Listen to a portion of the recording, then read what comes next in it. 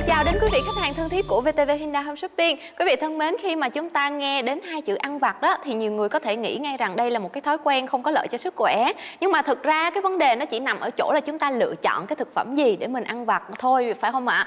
Ngay cả là những bé mà từ độ tuổi là 1 tuổi trở lên á thì cũng có những cái khuyến cáo, đó chính là các bé có thể có những cái buổi ăn vặt từ 1 đến 2 buổi trong ngày chẳng hạn. Cái quan trọng là mình lựa chọn được những thực phẩm mà tốt cho sức khỏe của bé. Và quay trở về với việc đó chính là người lớn của chúng ta cũng nên có những cái bữa phụ trong ngày quý vị nha. Đầu tiên là để cung cấp đủ năng lượng cho việc hoạt động trong cả một ngày dài nè. Cái thứ hai nữa, nếu như mà những cái loại thực phẩm mà chúng ta lựa chọn để ăn vặt mà nó tốt, nó cung cấp những cái loại carbon hydrate tốt nè, nó cung cấp các loại chất xơ có lợi cho cơ thể, thì Kiều Khanh nghĩ rằng là các chị em phụ nữ văn phòng nè, hay là cánh mày râu có cường độ hoạt động thường xuyên ở trong ngày đó, thì chúng ta cũng nên cân nhắc về vấn đề này quý vị nha. Và một trong những loại thực phẩm mà vốn bản thân Kiều Khanh cũng rất là yêu thích trước giờ và thường lựa chọn nó như là một cái loại thực phẩm để mình ăn vặt đó, hay còn gọi nôm na là snack để ăn trong ngày đó, thì đó chính là rong biển quý vị nha. Bởi vì sao? Bởi vì rong biển thì có rất là nhiều những cái dưỡng chất có lợi cho cơ thể, mà khi chúng ta ăn thường xuyên như vậy thì nó vừa đem lại cái thú vui nè, bởi vì ăn rong biển thì nó cũng giòn giòn, nó tan ngay trong miệng nè,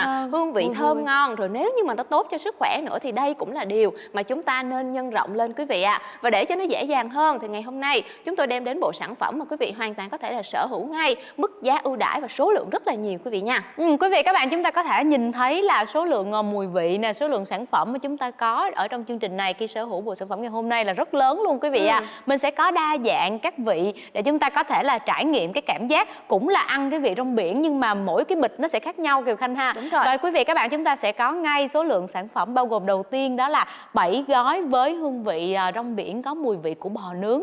Nghe là đã thấy hấp dẫn rồi đúng không nào? Nghe là thấy thèm thuồng rồi. Tiếp theo thì chúng ta sẽ có thêm là 7 gói nữa với hương vị là phô mai.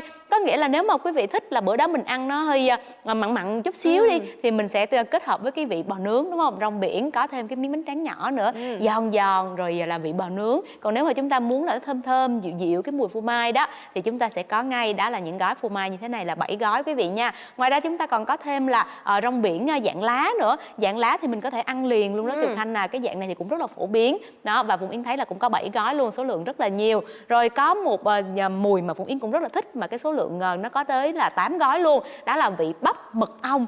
Mật ong thì thật ra là rất là dễ ăn rồi đúng không nào? Kết hợp thêm với bắp nữa, bùi bùi nữa, ăn chung. Như vậy là quý vị các bạn, chúng ta có là số lượng là 7, 7, 7, 8, 29 đúng không nào? Rất là nhiều, và mình còn nhận quà tặng nữa. Chính xác rồi quý vị nha. Quà tặng đó chính là chúng ta có thêm là 6 gói dạng rong biển cuộn nữa. Và khi mà chúng ta ăn những cái rong biển mà dạng mà lá mà đã được cuộn lại á, thì cái cảm giác nó cũng tăng thêm phần thú vị quý vị nha. Và như vậy là giúp cho chúng ta có được những cái thực phẩm mà mình có thể là ăn vặt thường xuyên hơn, mà không lo ngại về vấn đề cân nặng nè, hay là vấn đề sức khỏe quý vị ạ. Bên trong rong biển thì cái hàm lượng cũng như là những cái giá trị dinh dưỡng nó có ở bên trong rất là dồi dào, không chỉ là iốt nè, các loại cáp tốt cho sức khỏe, mà bên cạnh nó còn có rất là dồi dào cái lượng chất xơ quý vị nha, sẽ hỗ trợ tốt hơn cho tiêu hóa của mình. Rồi quay trở lại với vấn đề mua sắm đi quý vị ạ. Mức giá chỉ có 399.000 đồng mà thôi cho lần mua sắm này quý vị nha, cực kỳ ưu đãi luôn, bởi vì số lượng Phụng Yến vừa kể là quá là lớn rồi phải không ạ? Và còn có thêm 6 gói quà tặng nữa quý vị nha. Và chưa kể là chúng ta có thể là đặt hàng ngay tại nhà bây giờ, sau đó chúng tôi giao hàng đến tận nơi cho quý vị tại 63 tỉnh thành. Và điều chúng ta cần làm chỉ là thực hiện một cuộc gọi điện thoại đến số tổng đài đang hiển thị trên màn hình TV nhà mình ngay lúc này mà thôi quý vị nha. Hãy lựa chọn ngay snack rong biển Lucy's Crunch, 100% rong biển Hàn Quốc, không nóng, không trans fat, một loại chất béo có hại cho cơ thể, không sợ béo phì, không chứa gluten, nguyên nhân gây bệnh về đường ruột khi cơ địa không dung nạp được chất này. Tại sao nhiều người Nhật và Hàn Quốc lại thích ăn rong biển? Bởi vì rong biển tốt cho hệ tiêu hóa, bổ sung iốt tự nhiên, giàu chất dinh dưỡng, ít calo, giúp cải thiện sức khỏe tim mạch, giải độc cho cơ thể, ngăn ngừa sự hình thành của các tế bào xấu. Hãy thử cắn một miếng để chúng ta có thể thưởng thức được sự giòn rụm, bùi bùi, thơm thơm, cay cay của sản phẩm này, và bạn sẽ tiếp tục cắn thêm miếng nữa và nhiều miếng nữa. Snack rong biển từ thương hiệu Lucy's Crunch combo 29 gói bao gồm 7 gói snack rong biển ăn liền, 7 gói snack rong biển vị bò nướng BBQ, 7 gói snack rong biển vị phô mai và 8 gói snack rong biển vị bắp mật ong. Chưa kể chúng tôi còn tặng thêm cho quý vị 6 gói snack rong biển cuộn vị truyền thống nha, phù hợp khẩu vị với mọi thành viên trong gia đình. Snack rong biển Lucy's Crunch combo 29 gói tặng thêm 6 gói, giá ấn tượng chỉ 399.000 đồng mà thôi. Hãy để cho Lucy's Crunch cùng cả nhà lan tỏa tiếng tươi. Combo những gói rong biển đến từ thương hiệu Juicy Crunch mang đến vị giòn rụm ở tan ngay trong miệng của mình, và với rất nhiều những hương vị khác nhau và rất là đa dạng và phong phú, sẽ đáp ứng ngay nhu cầu khẩu vị của tất cả các thành viên trong gia đình của mình quý vị nha. Có nhiều hương vị để chúng ta lựa chọn như là vị bò nướng BBQ nè, trong một ngày chiều mưa chẳng hạn, hay là vị phô mai cho những cái giờ mà làm việc nó trở nên thú vị hơn rất là nhiều, cũng như là những cái lá snack rong biển với hương vị truyền thống rất là dễ dàng, phù hợp khẩu vị của các bé yêu trong gia đình của mình quý vị nha. Và cũng đừng quên quà tặng 6 gói rong biển dạng cuộn của chúng tôi gửi đến ngay cho quý vị, gia tăng thêm những cái buổi snack nè, càng thêm thú vị, càng thêm ngon lành, và bên cạnh đó giá trị dinh dưỡng dồi dào, tăng thêm sức khỏe cho quý vị. Và quý vị các bạn, chúng ta có thể lựa chọn dòng sản phẩm này dành riêng cho gia đình yêu thương của mình quý vị nha. Có thể là đặt ở khu vực bàn khách nè, mỗi khi chúng ta đi làm mệt mỏi trở về, hay là các con nhỏ đi học về cũng có thể là thưởng thức luôn. Và rong biển thì được nướng chứ không chiên quý vị và các bạn nhé. Yên tâm khi mà chúng ta lựa chọn nè, không có dầu mỡ, không gây béo phì luôn, và trẻ nhỏ ở trong gia đình của mình có thể thưởng thức được nữa. Quý vị các bạn, chúng ta mua sắm ngày hôm nay số lượng sản phẩm rất nhiều, nhưng mức giá đầu tư chỉ có là 399.000 đồng mà thôi. Sản phẩm sẽ được giao về đến tận nhà, hoàn toàn miễn phí chi phí vận chuyển trên toàn quốc luôn quý vị à. Và các chị em công sở, nếu mà chúng ta buồn miệng vào mỗi chiều đó, cũng có thể sở hữu bộ sản phẩm này để sẵn trên bàn làm việc của chúng ta và thưởng thức mỗi ngày các chị em nhé. Không biết là Phụng Yến có nghe cái tiếng giòn rụm mà Khanh vừa cắn rong biển không? Phải nói là đây là một trong những cái cảm giác mà mình cảm thấy rất là thích, đúng không? Và đây cũng có thể là mình lựa chọn như là một cái biện pháp thay thế đi ha. Trước đây mình xem phim thì mình hay ăn bắp. Nếu mà ăn bắp không thì tốt nha quý vị, nhưng mà nếu mà bắp mà tẩm ướp gia vị quá nhiều thì nó lại ngược lại, nó lại cung cấp quá nhiều những cái chất béo không có tốt cho cơ thể của mình. Bây giờ mình đổi đi, mình thay vào đó những cái món nó cũng giòn rụm tương tự y như vậy. Đó chính là những cái miếng snack rong biển mà được sản xuất với công nghệ đó chính là nướng chứ không chiên quý vị nha. Vẫn thơm nè, vẫn giòn rụm nè, mà bên cạnh đó lại còn tốt hơn cho sức khỏe nữa quý vị ạ.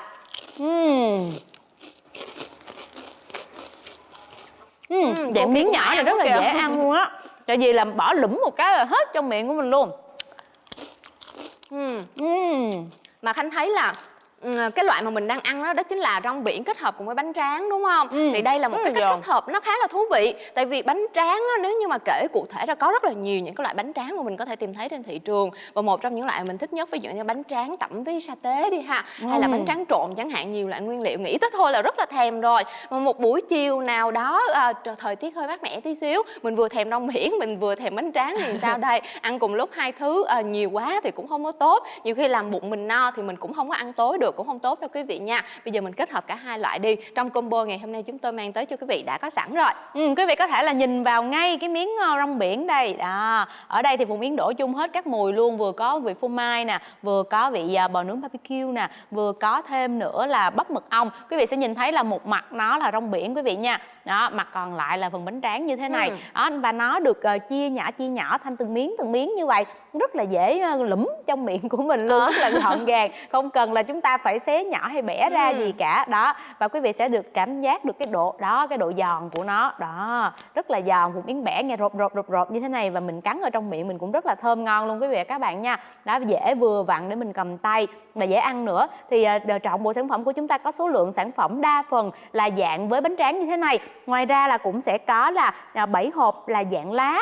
Dạng lá này thì Phụng Yến thấy là nhiều người rất là thích ăn, có thể là cuộn cơm, có thể là ăn không, có thể là xé ra lủm bỏ miệng như vậy cũng rất là ngon quý vị à. Và rong biển thì được nhập khẩu từ Hàn Quốc quý vị nha. Sản phẩm được sản xuất ở Việt Nam và chất lượng rong biển thì được nhập khẩu từ Hàn Quốc. Và bởi vì môi trường sinh trưởng của rong biển đó quý vị là ở dưới biển, do đó là nó đem lại những cái nguồn giá trị dinh dưỡng mà phải nói là dồi dào hơn bất cứ loại rau nào được trồng ở trên mặt đất quý vị nha. Ví dụ như có thể kể tới là thông thường á, khi mà mình nghĩ đến các loại thực phẩm mà có omega 3 đi, một loại chất béo không bão hòa rất là tốt cho cơ thể, thì thường là chúng ta sẽ nghĩ tới các loại hạt hay là các loại thực phẩm như là cá béo chẳng hạn, chứ mình không nghĩ đến một loại rau củ nào, phải không ạ? Bởi vì thường là trong các loại cây lá thì nó không có chứa cái hợp chất này, tuy nhiên rong biển thì lại rất là dồi dào cái hợp chất này quý vị nha. Và omega 3 thì là tiền chất của DHA và EPA là cực kỳ tốt cho não bộ và tốt cho cả hệ thần kinh cảm xúc của mình nữa. Rồi quay trở lại với việc là tại sao người Nhật với người Hàn á lại thường xuyên kết hợp rong biển trong cái chế độ ăn uống của họ hàng ngày, bởi vì rong biển nó quá tốt cho sức khỏe mà,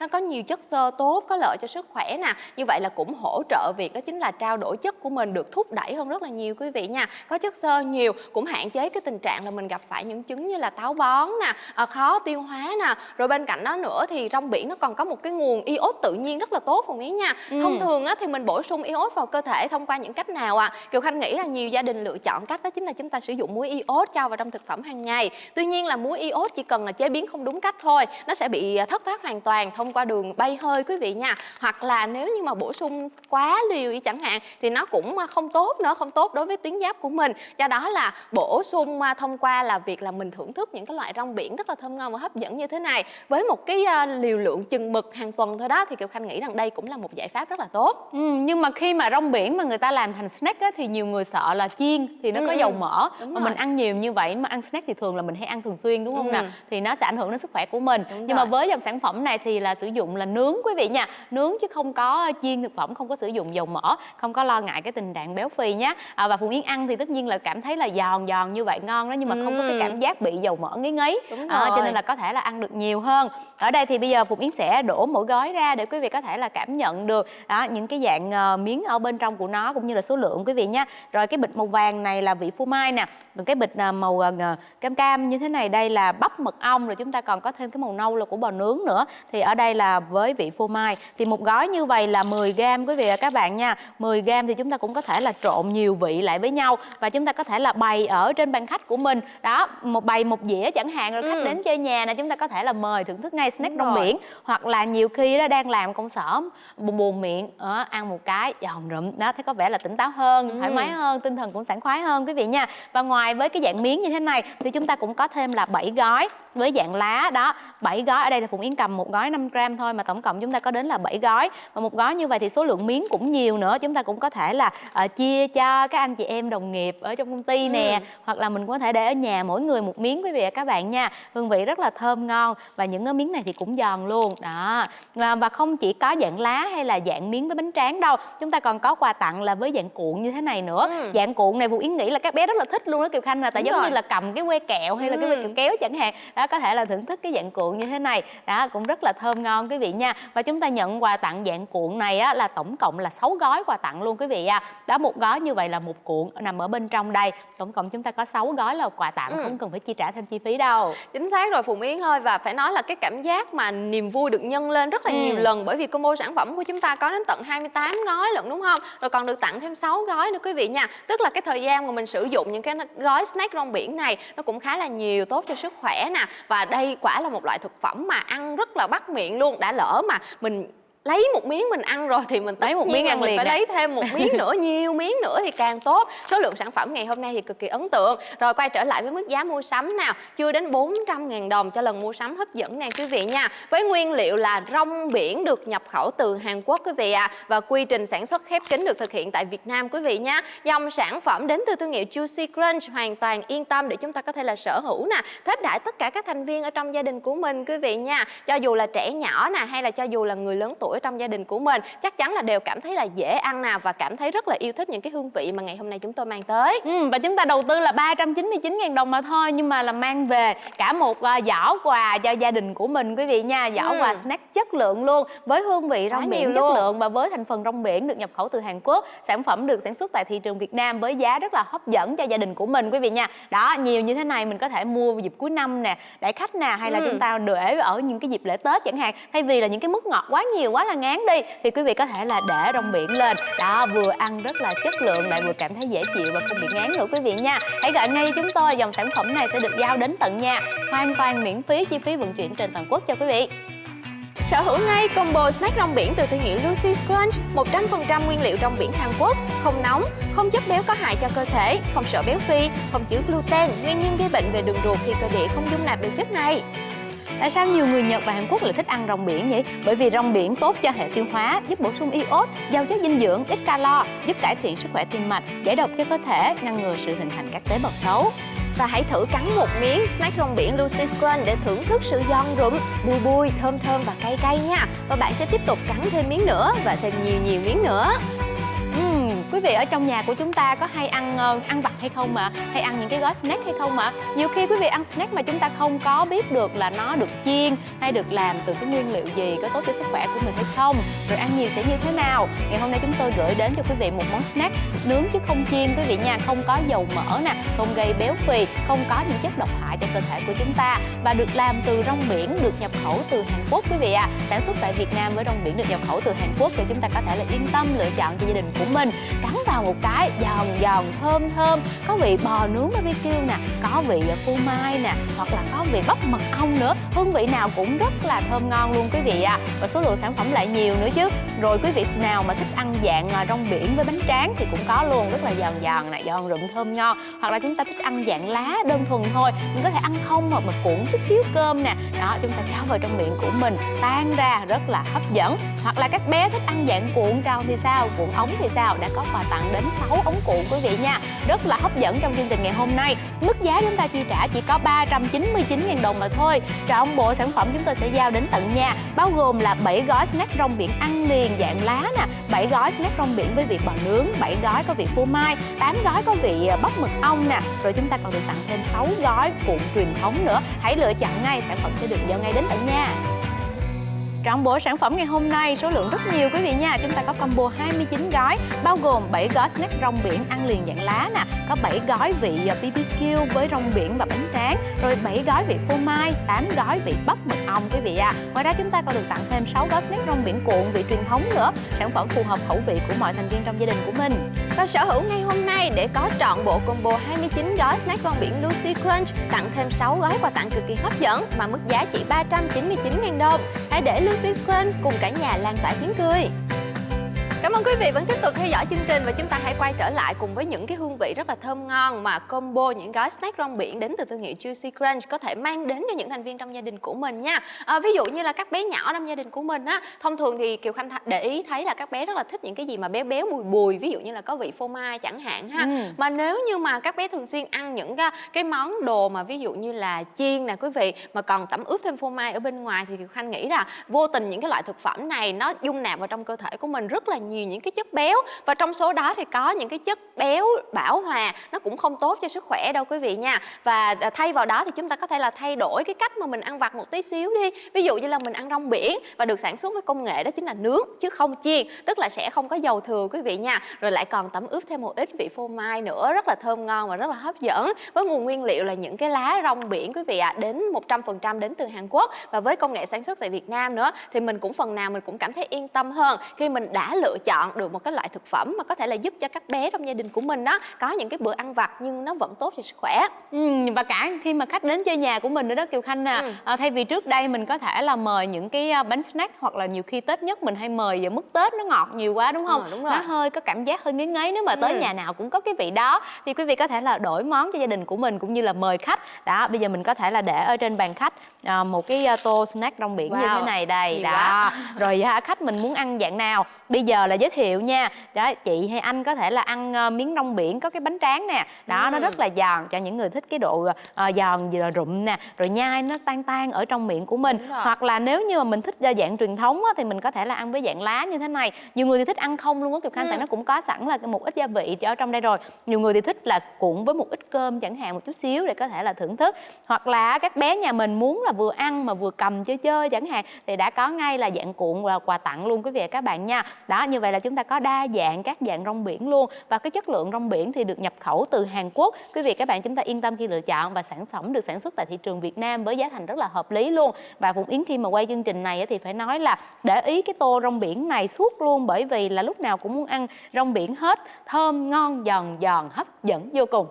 Mà để ý là trước chương trình là đã ăn hết một tô như vậy rồi đó quý vị ạ. Phải nói là rong biển rất là bắt miệng luôn, tại vì nó đã vừa thơm ngon vừa hấp dẫn rồi, có một cái vị mặn tự nhiên nhất định ở trong đó, và bên cạnh đó nữa thì nó còn đem đến cái cảm giác giòn rụm ở trong miệng nữa. Mà Kiều Khanh nghĩ là chính cái cảm giác giòn giòn thơm thơm như thế này là cảm giác mà khiến cho nhiều người đã ăn một miếng rồi thì cứ muốn ăn mãi ăn thêm mãi. Tuy nhiên là khi mà chúng ta ăn một cái lượng nhất định á, thì chúng ta cũng không quá lo sợ về việc là mình nạp quá nhiều calories vào trong cơ thể nè, hay hay là quá nhiều chất béo không tốt cho cơ thể quý vị nha. Rong biển nó có thể là giúp hạn chế những cái điều này, bởi vì bên trong thì nó cũng chứa được những cái hàm lượng giá trị dinh dưỡng rất là cao, mà chúng ta cũng không cần phải lo ngại quá nhiều về việc là nó có hại cho sức khỏe hay không. Và quay trở lại với việc mà ăn vặt đó quý vị, thì Kiều Khanh nghĩ rằng là trước đây chúng ta cứ đinh ninh là ăn vặt thì không có tốt, nhưng mà không phải đâu. Kiều Khanh để ý thấy là ví dụ như là các anh chị mà làm văn phòng đi, một ngày mình làm 8 tiếng ở văn phòng là hầu hết mình ngồi gần chắc cũng khoảng 7 tiếng rưỡi rồi đó. Và cái việc là rất là ít đi lại như vậy nó cũng ảnh hưởng rất là nhiều đến cơ thể của mình nè. Ít vận động nè thì dễ tích mỡ thừa ở những vùng ví dụ như là bụng dưới nè nha, rồi đùi nè, rồi chưa kể là bởi vì cái quá trình mà mình ngồi nhiều như vậy nó cũng ảnh hưởng đến hệ tiêu hóa ít nhiều. Cũng không ít là các anh chị em văn phòng chia sẻ là mình thường xuyên ví dụ như mình đối mặt với chứng táo bón, đúng không ạ? Do đó là nếu như mà mình có thể là bổ sung thêm vào cái chế độ dinh dưỡng hàng ngày của mình mà cũng không quá ảnh hưởng đến cái việc đó chính là cái lịch trình làm việc của mình á, bởi vì mình hoàn toàn có thể là vừa gõ máy tính, mình ăn một cái gói snack rong biển như thế này và bổ sung thêm một cái lượng chất xơ rất là tốt cho cơ thể quý vị nha. Thì Kiều Khanh nghĩ là nó cũng thúc đẩy cái quá trình trao đổi chất của cơ thể mình nè, hay là cái hệ tiêu hóa của mình ít nhiều đó. Và Phụng Yến thì quan trọng nhất là khi mà ăn thì lựa chọn cái sản phẩm mà không chiên để có thể là nó không có những cái chất béo độc hại cho cơ thể của mình, để mình có thể là giữ vóc dáng, đúng không nào? Đúng mình rồi. có thể là ăn snack nhưng mà không có lo ngại là bị béo phì hay là bị quá nhiều dầu mỡ thừa xấu có hại cho sức khỏe của mình. Thì sản phẩm này đáp ứng được cái tiêu chí đó của Phụng Yến. Rồi một cái tiêu chí nữa, Phụng Yến thì không có nghĩ sâu xa nhiều cái chất như Kiều Khanh đâu, mà Phụng Yến đặt cái tiêu chí quan trọng nhất đó là phải ngon. Nãy giờ là thấy ngon rồi đó là chịu rồi đó. Tại vì là cái mùi vị của nó vừa phải. Nhiều người thì thích là nó vừa phải thôi, tại vì nó mặn quá thì nhiều khi mình ăn nhiều cảm thấy rất là khát nước, đúng không? Rồi nó ngọt quá thì cũng không được, nó vừa phải nè, nó dịu dịu thôi. Và Phụng Yến thích cái độ giòn của nó nữa, cái hương thơm của nó nữa, và mọi thứ nó hòa trộn lại, nó tan ở trong miệng mình. Phải nói là cảm giác rất là thích luôn. Cho nên về cái yếu tố là ngon, cái yếu tố hàng đầu khi mà lựa chọn snack là Phụng Yến chịu rồi đó. Rồi ví dụ như là lỡ mà những ngày nào mà trời mát mẻ, ví dụ như trời nó mưa lất phất, rồi trời bắt đầu hơi lạnh mà ngồi trong phòng máy lạnh là bắt đầu là đang làm việc nhưng mà đầu óc là nghĩ vẩn vơ tối nay là mình sẽ đi ăn gì, mình đi ăn bò nướng BBQ nè, hay là mình đi ăn một cái món gì mà nó ngập phô mai, hay thậm chí là mình ăn cái gì đó thật nhiều. Nhưng mà Kiều Khanh nghĩ là mình cũng không có nên là mình phải kìm hãm cái sự mong ước được ăn của mình vào thời điểm đó được, đúng không ạ? Mình có sẵn những cái gói snack rong biển từ thương hiệu Juicy Crunch ngày hôm nay. Ví dụ như tối hôm đó mình đang dự định đi, ý là tại vì mình thèm thôi, cái môi trường lúc đó nó khiến cho mình thèm chẳng hạn, mình thèm tối nay đi ăn BBQ quá, bây giờ mình ăn đỡ đi snack rong biển vị BBQ. Nhiều khi ăn vào xong rồi cảm thấy thơm ngon hấp dẫn là tốt cho sức khỏe, rồi còn cảm thấy là giờ hết thèm vị bò nướng BBQ rồi, đỡ tốn quá. Và như vậy thì nếu mà Kiều Khanh thích là lúc nào buồn miệng sẽ có ngay là những cái gói snack rong biển để cho mình thưởng thức, thì mình sẽ tặng cho Kiều Khanh một giỏ quà như thế này đây. Cảm ơn Yến. Rồi Kiều Khanh sẽ có thể là muốn cái mùi gì, thích cái mùi gì thì lấy ra xé cái gói đó ra ngay và thưởng thức ngay quý vị nha. Rồi sắp Tết nữa, quý vị cũng có thể là mình mua để ở nhà của mình để đãi khách tới chơi dịp Tết chẳng hạn, hoặc là có thể là tặng cho bạn bè, có thể là đem lên công ty như cái tiệc cuối năm nè, hay là những cái lúc sau khi học hành nó căng thẳng quá chẳng hạn, thì chúng ta có thể thưởng thức sẽ ngay một gói nè. Đó, ăn rất là ngon miệng quý vị nha, và đủ dạng luôn, dạng cuộn, dạng với bánh tráng giòn, hay là chúng ta có dạng lá. Và mức giá để mình sở hữu giỏ quà này thì chỉ có là 399.000 đồng mà thôi. Hãy lựa chọn ngay snack rong biển Lucy's Crunch, 100% rong biển Hàn Quốc, không nóng, không trans fat, một loại chất béo có hại cho cơ thể, không sợ béo phì, không chứa gluten, nguyên nhân gây bệnh về đường ruột khi cơ địa không dung nạp được chất này. Tại sao nhiều người Nhật và Hàn Quốc lại thích ăn rong biển? Bởi vì rong biển tốt cho hệ tiêu hóa, bổ sung iốt tự nhiên, giàu chất dinh dưỡng, ít calo, giúp cải thiện sức khỏe tim mạch, giải độc cho cơ thể, ngăn ngừa sự hình thành của các tế bào xấu. Hãy thử cắn một miếng để chúng ta có thể thưởng thức được sự giòn rụm, bùi thơm cay của sản phẩm này, và bạn sẽ tiếp tục cắn thêm miếng nữa và nhiều miếng nữa.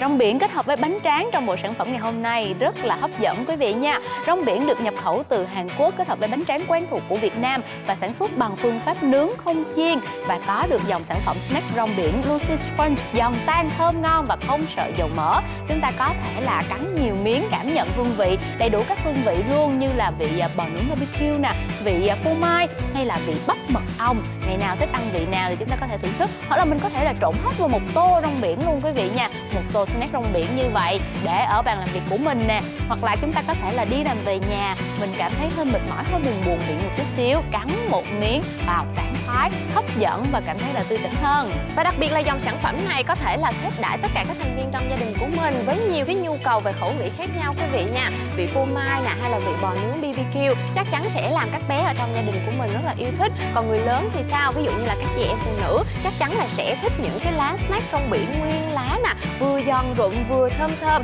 mà vị tự nhiên nè, rất là thơm ngon. Hoặc là mình cũng có thể là xé nhỏ ra mình trộn với cơm, lại còn có thêm một cái món mới cho thực đơn của gia đình mình, vừa tốt cho sức khỏe và ăn cũng rất là bắt miệng quý vị nha. Và khi mua combo 29 gói, chúng tôi còn tặng thêm cho quý vị 6 gói rong biển dạng cuộn nữa, thơm ngon hơn, hấp dẫn hơn, số lượng nhiều hơn. Snack rong biển từ thương hiệu Lucy's Crunch combo 29 gói bao gồm 7 gói snack rong biển ăn liền, 7 gói snack rong biển vị bò nướng BBQ, 7 gói snack rong biển vị phô mai và 8 gói snack rong biển vị bắp mật ong. Chưa kể chúng tôi còn tặng thêm cho quý vị 6 gói snack rong biển cuộn vị truyền thống nha, phù hợp khẩu vị với mọi thành viên trong gia đình. Snack rong biển Lucy's Crunch combo 29 gói tặng thêm 6 gói, giá ấn tượng chỉ 399.000 đồng mà thôi. Hãy để cho Lucy's Crunch cùng cả nhà lan tỏa tiếng cười. Ăn snack rong biển mình cảm thấy ngon, cảm thấy giòn, cảm thấy bùi và muốn ăn hoài ăn mãi là chuyện không thể bàn cãi rồi quý vị ạ. Tuy nhiên là nếu như mà chúng ta chỉ mua một lần có 3-4 gói là nhiều khi ăn cảm thấy là chưa đã thèm đã hết rồi phải không ạ? Và combo sản phẩm ngày hôm nay từ thương hiệu Lucy Crunch thì không chỉ là có 5 hay 10 gói mà có đến tận 29 gói với rất là nhiều những hương vị khác nhau. Thì chúng ta hoàn toàn có thể là tùy chọn trong một cái buổi chiều mưa vị bò nướng BBQ nè, hay là một ngày nào đó mình cảm thấy mình thèm vị phô mai quá đi thì mình ăn snack rong biển vị phô mai quý vị nha. Và trọn bộ sản phẩm ngày hôm nay nhiều gói như vậy được tặng thêm 6 gói rong biển dạng cuộn nữa. Tuy nhiên mức chi phí mua sắm thì không hề cao một tí xíu nào hết, chưa đến 400.000 đồng quý vị nha, mà cụ thể chỉ có 399.000 đồng mà thôi. Và mình còn có thể tiết kiệm được chi phí đi lại khi mà mua sắm đó Phụ Miến ha. Bởi vì chỉ cần đặt hàng cùng VTV Hyundai Home Shopping mà thôi, chúng tôi sẽ giao hàng đến tận nhà cho quý vị. Cho nên là ngay bây giờ nếu như quý vị cảm thấy là mình cứ hay buồn miệng vào trong những cái ngày chiều chẳng hạn, thì chúng ta có thể là lựa chọn bộ sản phẩm này không chiên quý vị nha, không có dầu mỡ, sử dụng dễ dàng ngay tại gia đình của chúng ta, hoặc là mua mình để ở trên công sở, hoặc là có thể là đãi khách những cái dịp Tết đến chẳng hạn. Hãy lựa chọn ngay với mức giá chỉ có 399.000 đồng và xin chúc cho gia đình của mình sẽ luôn cảm thấy thật là thoải mái, ngon miệng với bộ sản phẩm này và không khí gia đình của chúng ta sẽ luôn rộn ràng tiếng cười. Tuy nhiên là thời gian dành cho chương trình thì đã không còn nhiều nữa rồi, và chúng tôi hy vọng rằng không chỉ là những bữa chính đâu mà ngay cả những bữa phụ của quý vị là những cái bữa ăn vặt đó cùng với lại snack rong biển ngày hôm nay cũng sẽ luôn thật vui quý vị nhé. Xin chào và hẹn gặp lại trong những chương trình sau. Quý vị có thể tham khảo thêm thông tin sản phẩm tại vtvhyundai.vn.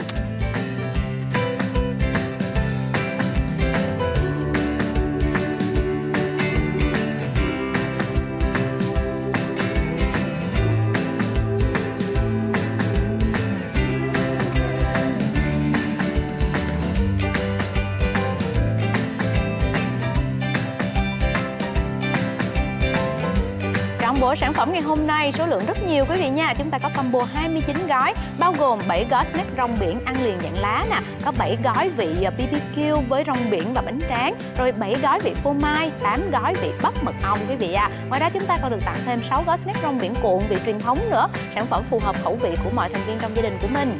Và sở hữu ngay hôm nay để có trọn bộ combo 29 gói snack rong biển Lucy Crunch tặng thêm 6 gói quà tặng cực kỳ hấp dẫn mà mức giá chỉ 399.000 đồng. Hãy để Lucy Crunch cùng cả nhà lan tỏa tiếng cười.